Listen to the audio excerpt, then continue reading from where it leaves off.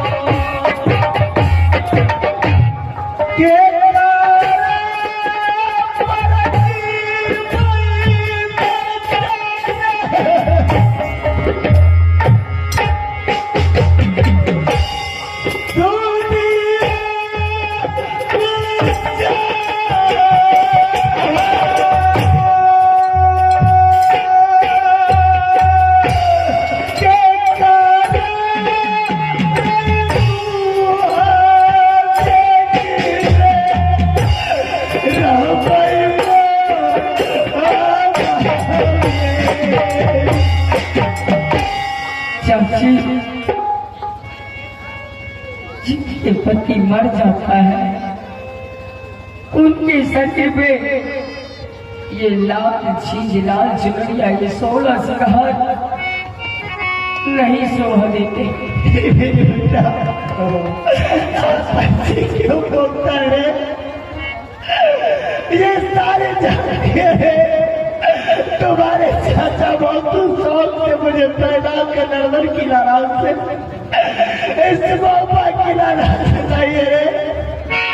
क्या आज तुम्हारे चाचा को निशानी बाबा की नाराज से मिटना है? आज से हटा दे। जितने हमारे चाचा जी आपको दे गया था निशानी, गहना, गुड़िया, सोना, चांदी, जितने जेवर तुम्हारे पास है, आज इसको हटाने का टाइम आ गया।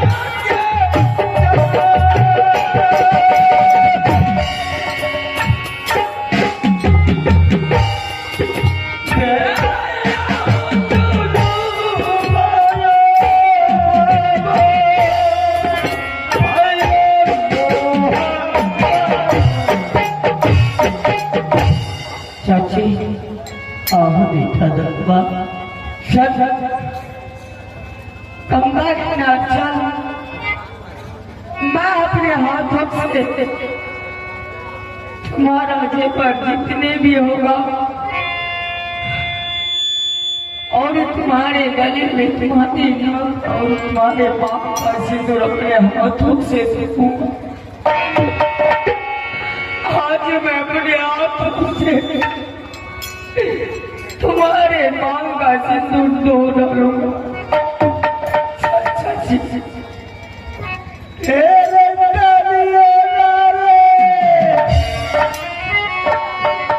माया लगा